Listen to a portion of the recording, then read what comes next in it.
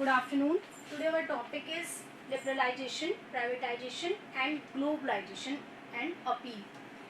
In previous chapter we study about the policy of industrial and trade under the period of 1950s to 1990. 40 years period में हम industrial policy के बारे में पढ़ा, हमने trade policy के बारे में पढ़ा. In starting, our industrial policy is based on socialism factor, where all the important industrial areas or manufacturing areas are related to the public sector.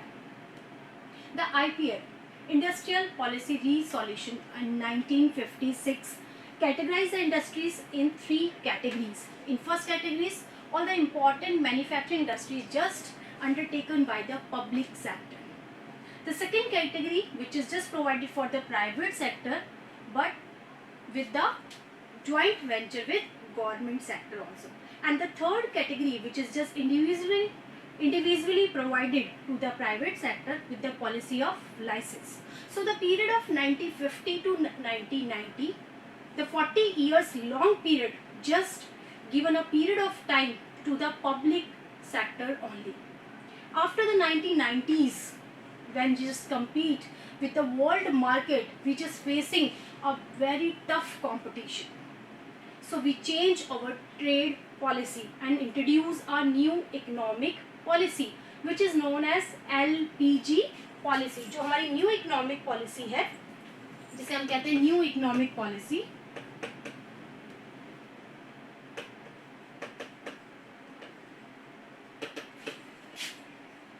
which is introduced in 1991, that is LPG policy. इसे LPG policy के नाम से जानते हैं. L stand for liberalization. L जो word है इसमें वो लिबरलाइजेशन के लिए स्टैंड करता है. जो P वर्ड है that stand for privatization and the G stand for globalization. Okay, so the new economic policy is also known as LPG policy. First of all, I want to clear the meaning of these three words. What is liberalization, what is privatization, and what do you mean by globalization? First of all, I want to clear what is liberalization. Liberal means to get free. So liberalization means to remove the restrictions on our industrial or trade policy. यानी liberalisation का मतलब थोड़ी छूट देना. तो जब हम अपनी ट्रेड और जो हमारी टैरिफ पॉलिसी है या जो हमारी इंडस्ट्रियल पॉलिसी है उसमें कुछ फ्रीडम देते हैं, that is known as liberalisation. The second concept is privatisation. In the previous chapter we study about the several public units which are not working as efficiently.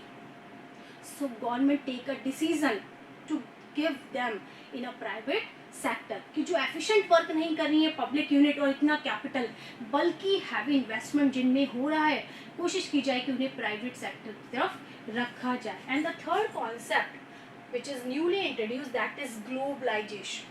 What is globalization? To connect any country with the world market, that is globalization.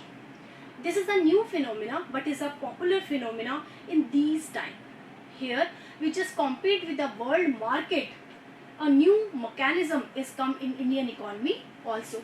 This is the new theory of LPG. तो इस chapter में हम क्या पढ़ेंगे? हम पढ़ेंगे जो new economic policy है उनमें ये जो तीन फैक्टर हैं, लिबरलाइजेशन, प्राइवेटाइजेशन, ये कैसे इंट्रोड्यूस हुए. तो हम बैकग्राउंड पढ़ चुके हैं कि फ्रॉम 1950 टू 1990 वहां तक we just give a lot of emphasis to the public sector. That's why they are not in the level of to compete the world market. So this is the background where we see our Indian economy is a fast growing economy during the period of 50 to 90. So our Indian industrialists or many economics decide to change the Indian structure and introduce the new economic policy which is known as LPG policy. यहाँ हम पढ़ेंगे कि किन circumstances में हमने इस policy को start किया. यहाँ पर हम बैकग्राउंड पढ़ते हैं कि इस पॉलिसी की स्टार्टिंग का कैसे हुआ. The origin of the financial crisis can be traced from the insufficient management of the Indian economy in 1980. 1980 में कुछ इनसफिशिएंट मैनेजमेंट वहाँ पर देखा गया कि हम 1980 से पहले, जस्ट पहले, हमारे इंपोर्ट्स पे बहुत ज़्यादा हैवी पड़ते थे।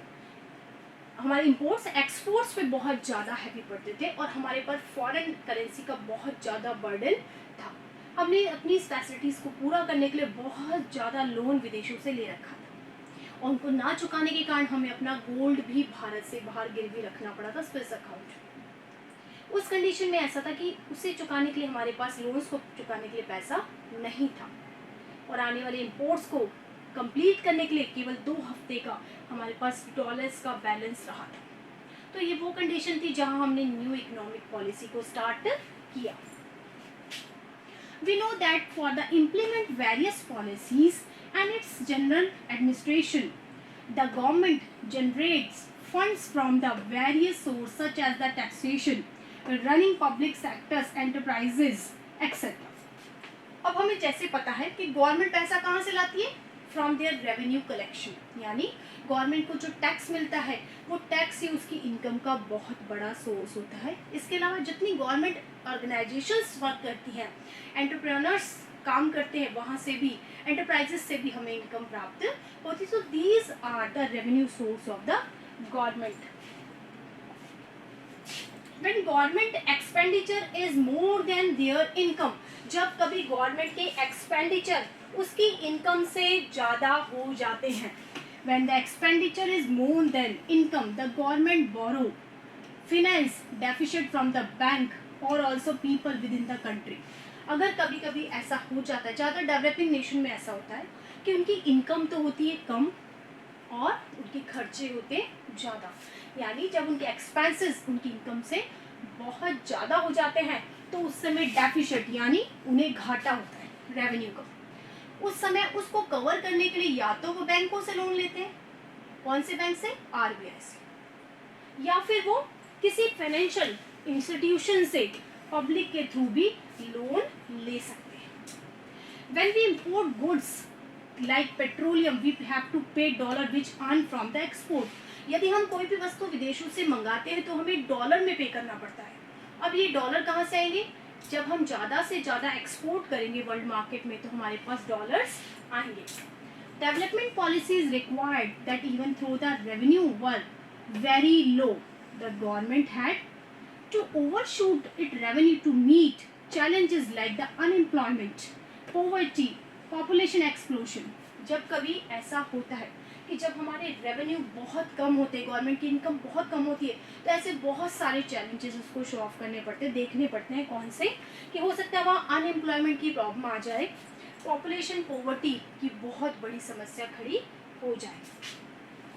The continued spending on development programs of the government did not generate additional revenue, और लगातार जब गवर्नमेंट अपने डेवलपिंग प्रोग्राम, क्योंकि India is also developing nation, उसमें बहुत सारे खर्चे करने पड़ते हैं जो प्रोडक्टिव भी होते हैं और नॉन प्रोडक्टिव भी होते हैं, उससे गवर्नमेंट का बजट बहुत ज़्यादा बर्डन में आ जाता है।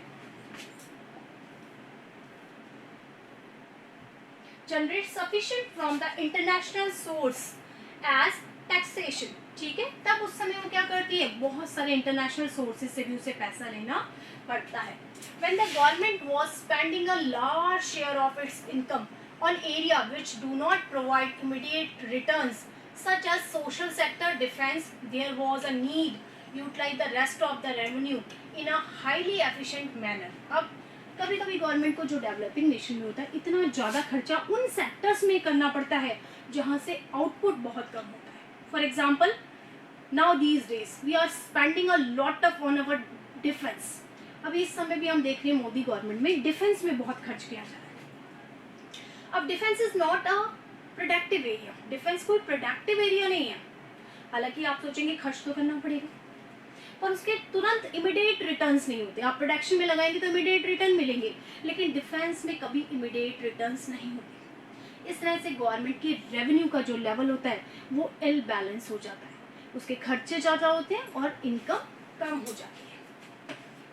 The income from the public sector's undertaking was also very high to meet the government expenditure.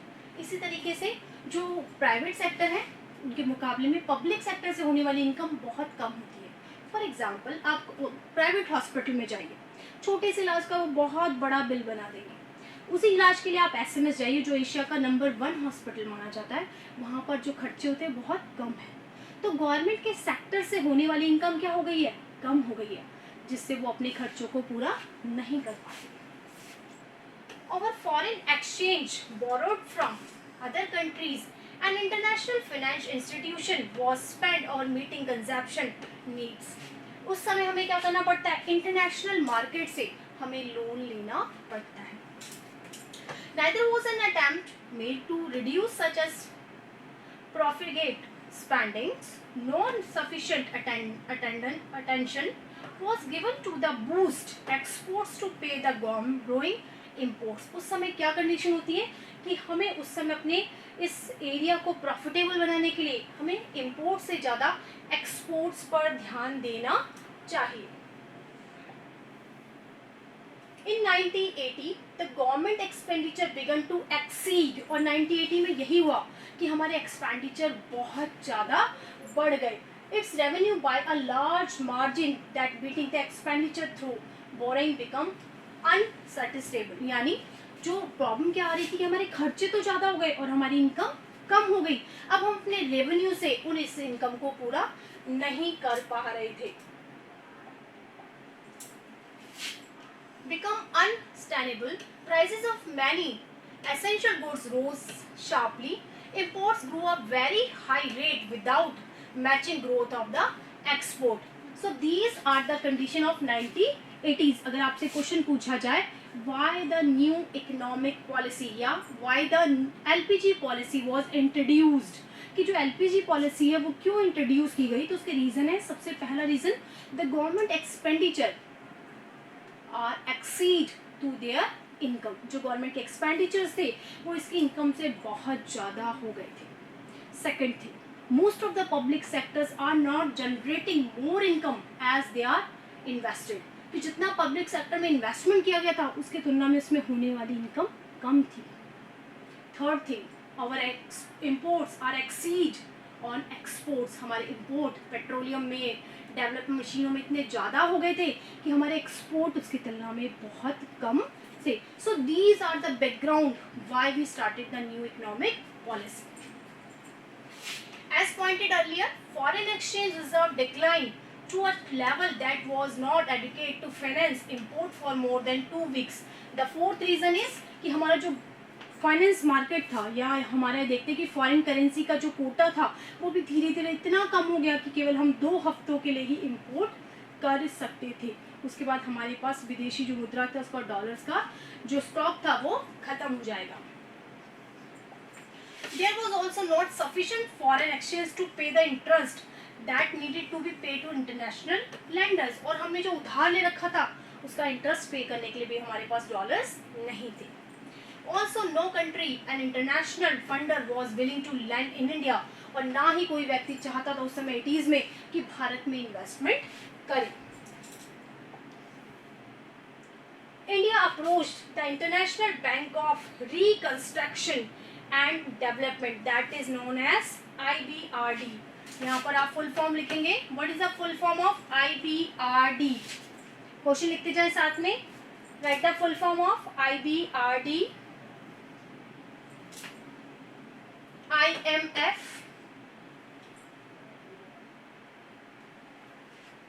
ठीक है। सो उस समय हमने इंटरनेशनल जो रिकंस्ट्रक्शन मार्केट डेवलपमेंट बोर्ड बना हुआ था वहां पर हमने इसके लिए अप्रोच की, पॉपुलरली नोन एज, जिसे हम वर्ल्ड बैंक के नाम से भी जानते हैं, and the IMF that is international monetary fund, वहां दोनों जगह हमने लोन के लिए अपनी अपील की एंड रिसीव, और उस समय में लोन मिला भी, 7 बिलियन का लोन हमें वहां पर मिला भी, रिसीव डॉलर्स में हमें 7 बिलियन का लोन वहां से प्रोवाइड किया गया। मैनेज द क्राइसिस, उस क्राइसिस को मैनेज करने के लिए दिया गया।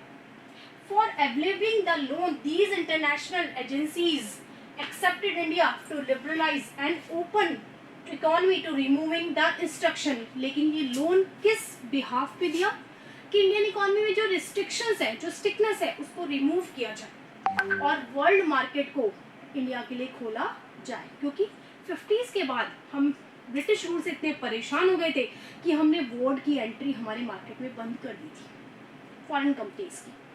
और इस 1980 में जब हमने लोन प्रोवाइड हुआ तो उसकी एक शर्त ये थी कि इंडिया को वर्ल्ड मार्केट के लिए खोल दिया जाए। Restriction on the private sector reduce the role of government in many areas and remove trade restriction between the India and other countries। तो इस लोन की बेसिक शर्त क्या थी कि जो restrictions हैं वो कम किए जाए, प्राइवेट सेक्टर का रोल पब्लिक से ज़्यादा किया जाए और विदेशों को भी भारत में, विदेशी कंपनियों को, MNCs ग्रुप्स को भी भारत में एंट्री दी जाए। India agreed in the conditions, India in conditions पे तैयार हो गया। And the World Bank and IMF announced a new economic policy, NEP, full form लिखेंगे, New Economic Policy World Bank ने introduce की। It is the wide-ranging economic reforms.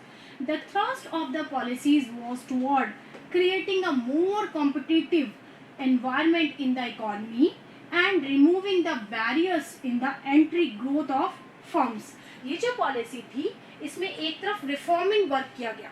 क्या किया गया? एक तो वर्ल्ड मार्केट से इंडिया को कॉम्पीट करने के लिए खोला गया, दूसरा हमने बैरियर्स जो लगे हुए थे कि विदेशी कंपनियां नहीं आ सकती, उन बैरियर्स को हमने रिमूव किया। The set of policies can be classified on 2 groups. उसमें जो किया गया वो 2 तरह से ग्रुप में डिवाइड किया गया, the stabilisation measures and the structural reforms. एक तो स्टेबल करने की कोशिश की गई इकोनॉमी को और दूसरा कुछ रिफॉर्म्स किए गए।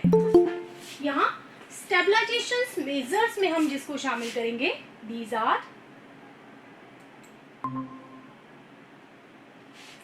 अगर हम स्टेबलाइजेशन मेजर्स की बात कर रहे हैं, are short term measures intended to correct some of the weakness that have developed in the balance of payment।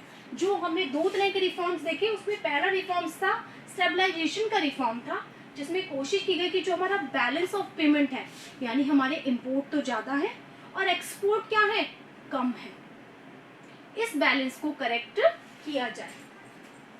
And second, inflation under the control, और दूसरा ये जो प्राइसेस, इन्फ्लेशन मतलब जो प्राइसेस बढ़ रहे हैं उसे कंट्रोल किया जाए। In simple word, this means that there was a need to maintain sufficient foreign exchange reserve and keep the rising prices under the control। यानी इस पॉलिसी का सबसे बड़ा ऑब्जेक्टिव क्या था?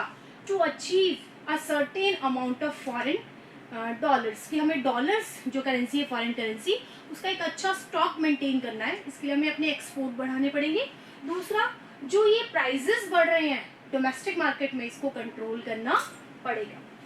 On the other hand, structural reforms policies are long term। ये तो short term policy थी, ठीक है, और जो second policy that is long term, aimed at improving the efficiency of the economy and increasing the international competition। दूसरी तरफ जो long term phenomena था वो क्या था कि इंटरनेशनल मार्केट में इंडियन इकोनॉमी की जो स्ट्रक्चरल कंपोजिशन है उसको चेंज किया जाए।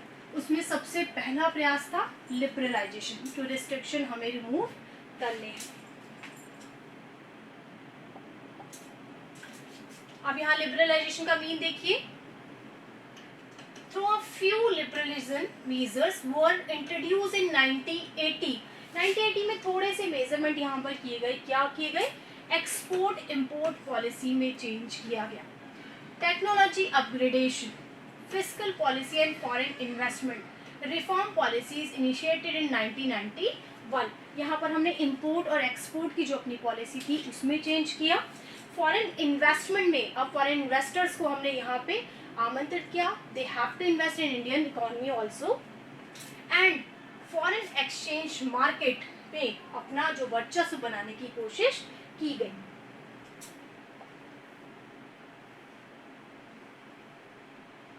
Now deregulation of industrial sector.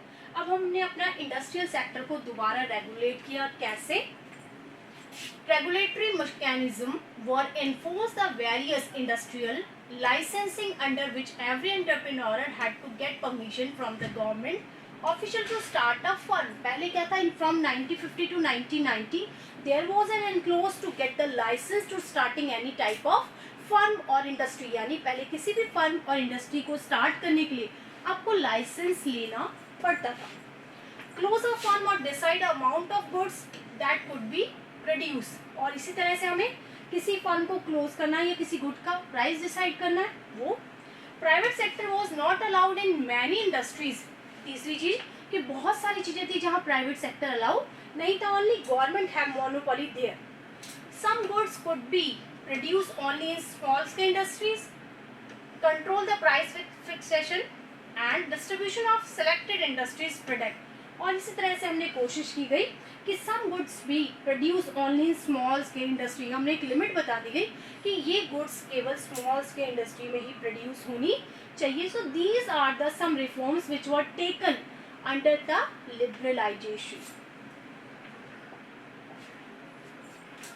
The reform policy introduced in 1991 removed many of their restriction। अब इन restrictions में से बहुत सारे restriction, जैसे हमने कहा लाइसेंस पहले सबके लिए कंपल्सरी था, अब ये कुछ लिमिटेड उद्योगों तक सीमित कर दिया गया। Industrial licensing was abolished from almost but product category like alcohol, cigarettes, hazardous chemicals, industrial explosives, electronics, aerospace, drugs and pharmaceuticals, in area में अभी भी लाइसेंस को रखा गया, बाकी इंडस्ट्रीज में लाइसेंस व्यवस्था को खत्म कर दिया गया।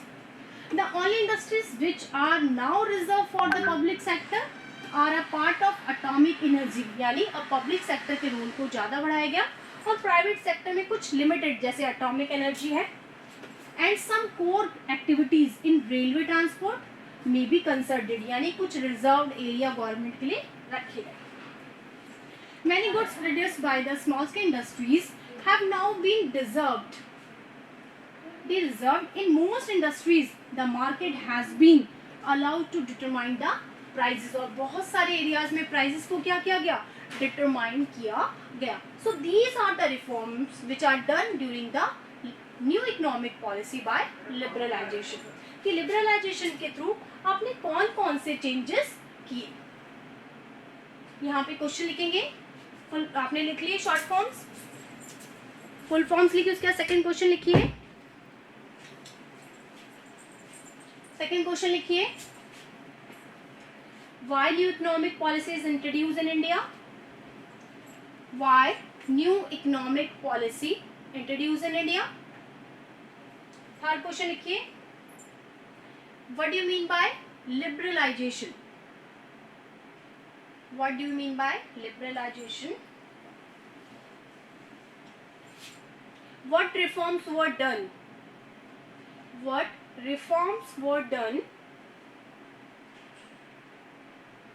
in industrial sector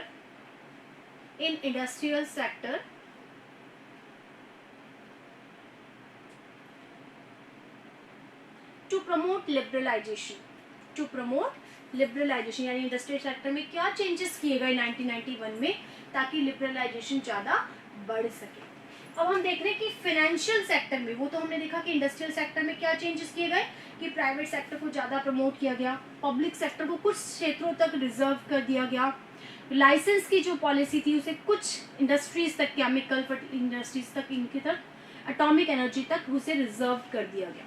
तो ये तो चेंजेस थे हमारे इंडस्ट्रियल रिफॉर्म्स। अब हम बात करते हैं कि फाइनेंशियल सोर्स में क्या क्या चेंजेस किए गए। एज यू नो, जो फाइनेंशियल मार्केट है उसका हेड कौन होता है, सेंट्रल बैंक। हमारे देश में भी सेंट्रल बैंक है जिसका नाम है रिजर्व बैंक ऑफ इंडिया। वो जितना भी मॉनेटरी ट्रांजेक्शन होता है उस पर कड़ी नजर रखता है। तो हम फाइनेंशियल चेंजेस देख रहे हैं। Financial sector included the financial institution such as commercial bank, investment bank, stock exchange operations and foreign exchange market. ठीक है, ये सारा किस में आता है, ये फाइनेंशियल इंस्टीट्यूशन आता है। इस पे कौन नजर रखता है, RBI. The financial sector in India is regulated by the Reserve Bank of India which is known as RBI. ठीक है, भारत में जो सबसे बड़ा बैंक है, सेंट्रल बैंक है, उसे हम रिजर्व बैंक ऑफ इंडिया के नाम से जानते हैं। The RBI decide the amount of money that the bank can keep with themselves. RBI ने डिसाइड किया क्या कि रिजर्व कितना बैंक अपने पास रखेंगे। फिक्स इंटरेस्ट रेट, उसने सभी बैंकों की इंटरेस्ट रेट को फिक्स किया। On how much interest the consumer can deposit their amount in the bank, कि जब हम बैंक में अमाउंट डिसाइड करेंगे, डिपॉजिट करेंगे तो क्या इंटरेस्ट आपको पे होगा, और जब हम लोन लेंगे तो उस पर कितना इंटरेस्ट पे होगा, ये सब इसमें डिसाइड किया है. Nature of lending of various sector etcetera. So RBI regulate the monetary market. One of the major aim of financial sector reform is to reduce the role of RBI from the regulating the facilitator of financial sector. इस समय कोशिश की गई कि जो RBI का इतना ज़्यादा कंट्रोल है उसे थोड़ा कम किया जा सके. The reforms policy led to be the establishment of private sector banks. और इस रिफॉर्म पॉलिसी में सबसे ज़्यादा महत्वपूर्ण क्या था कि गवर्नमेंट बैंक के साथ साथ कुछ प्राइवेट बैंक भी स्टैब्लिश किए जाए. Indian as well as foreign, भारतीय बैंकों के अलावा फॉरेन बैंक भी होने चाहिए. Foreign investment limit bank was raised around the 74%. Those banks which fulfil certain condition have been given freedom to set up a new branches without the approval of RBI and rationalized their existing branch networks. और जो बहुत अच्छा perform कर रहे थे, चाहे वो foreign bank हो, चाहे वो Indian public bank, private bank हो, आरबीआई के बिना अप्रोच के वो अपनी नई नई ब्रांचेस खोल सकते हैं. Bank have been given permission to generate resources from the India and abroad. Certain managerial aspects have been retained with RBI. और उस समय कोशिश की गई कि जितने भी बैंक है वो अपने मैनेजिंग स्ट्रक्चर में चेंज कर सकते हैं. And interest of the account holder and the nation. Foreign institutional investor FII, foreign institutional investor such as merchant bankers, mutual funds and pension funds are now allowed to invest in Indian financial market. जो foreign institutional investment है, यानी किसी organisation से जो investment हो रहा है उसे भी इंडियन मार्केट में नया इंट्रोड्यूस किया गया. अब नाउ द टैक्स रिफॉर्म, कि टैक्स फील्ड में क्या क्या रिफॉर्म्स किए गए, टैक्सेस फील्ड में क्या क्या चेंजेस किए गए. Tax reforms are concern with the reforms in the government taxation and public expenditure policy which is known as fiscal policy. ठीक है, जो टैक्सेशन और रेवेन्यू पॉलिसी होती है वो फिस्कल पॉलिसी का एक पार्ट होती है, जिसमें हम गवर्नमेंट के एक्सपेंडिचर्स और इसके रेवेन्यू सिस्टम के बारे में पढ़ते हैं. There are two type of taxes which is known as direct taxes और इनडायरेक्ट टैक्सेस. यहाँ पे दो तरह के टैक्सेस रेवेन्यू सोर्स होते हैं गवर्नमेंट के, एक डायरेक्ट टैक्सेस और एक इनडायरेक्ट टैक्सेस. डायरेक्ट टैक्सेस जिस पे लगाए जाते हैं वो वही पे करते हैं. And the indirect taxes like the productive taxes जो होता है हमारे जैसे सेल टैक्स है, ये लगते हैं प्रोड्यूसर पे, पर हर आइटम के साथ इंक्लूड करके इसे कंज्यूमर को ट्रांसफर कर दिया जाता है. So there are two type of taxes, direct taxes और indirect taxes are there. Direct taxes consist of taxes on income individual. Direct taxes जैसे इनकम टैक्स जो इंडिविजुअल होते हैं जिस पे लगे वही पे करते हैं. Profit of business enterprises since 1991 has been continuous reduction in the taxation on individual incomes, as felt the high rates of income tax were important reasons for tax evasion. It was now widely accepted that the moderate rate of income tax encourage saving and voluntary disclose of income. अब नई जो policy आई उसमें कहा गया कि taxation में थोड़ी repeat दी जाए, इससे लोग सेविंग भी करेंगे और जो टैक्स की चोरी होती है वो भी कम से कम पाई जाएगी. The rate of corporation tax, जो कॉर्पोरेट पर टैक्स लगता है उसके को भी कम किया गया, विच वॉज वेरी हाई, जो पहले बहुत ज़्यादा था, हैज ग्रेजुअली रिड्यूस, उसे भी थोड़ा कम किया गया. Efforts have been also made to reform in indirect taxes. ठीक डायरेक्ट टैक्सेस की तरह इनडायरेक्ट टैक्सेस को भी कम करने के लिए कोशिश की गई. Establish of common national market of goods and services. In 2016, the Indian Parliament passed a law, Goods Service Tax, जिसे हम GST कहते हैं. GST कैसा है? Goods and Service Tax. It simply and introduce a unified direct tax system. इसमें क्या कर रखा है, इनडायरेक्ट टैक्स सिस्टम का सबसे यूनिफाइड मतलब सब जगह एक जैसा सिस्टम पाया जाता है। This law was came into the effect on July 2017। This is expected to generate additional revenue for the government. इससे क्या होगा, गवर्नमेंट के रेवेन्यू सोर्सेस बढ़ेंगे। Reduce tax evasion and create one nation, और इससे पूरे देश में एक ही टैक्स पॉलिसी होने से वन नेशन कॉन्सेप्ट आएगा। One tax one market. Another component of reform in this area is simplification। दूसरा जो फायदा था इस रिफॉर्म का कि टैक्स का जो तरीका था उसे सिंप्लीफाइड किया गया। In order to encouraging better complaints on the part of taxpayer, many procedures have been simplified and rates also substantially lowered। यानी जो टैक्सेशन की पॉलिसी थी उसे बहुत ज़्यादा जीएसटी में सिंप्लीफाई करने की कोशिश की गई, यानी जो टैक्सेशन की रेट्स है उसको कम भी किया गया ताकि गवर्नमेंट की जो रेवेन्यू की चोरी होती थी वो कम से कम हो, और उसकी जो प्रोसीड्यूर है अब उसे इजी भी किया गया। तो ये जो जीएसटी है that is also type of financial reform, ये भी फाइनेंशियल रिफॉर्म का एक पार्ट माना जाता है। क्लियर हो गया? चलो आज यहाँ तक पढ़ेंगे। यहाँ एक क्वेश्चन लिख लीजिए, which reforms are introduced by RBI? Which reforms are introduced by RBI during the new economic policy?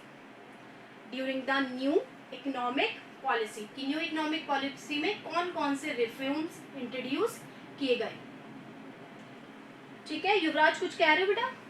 मैंने आपका पढ़ा नहीं मैसेज, क्या कह रहे हो? कुछ कह रहे हो युवराज? क्लियर हो गया ये? यहाँ तक कोई दिक्कत तो नहीं है? चलो ठीक है, आज अपन इतना ही पढ़ेंगे। Okay, have a nice day, thank you.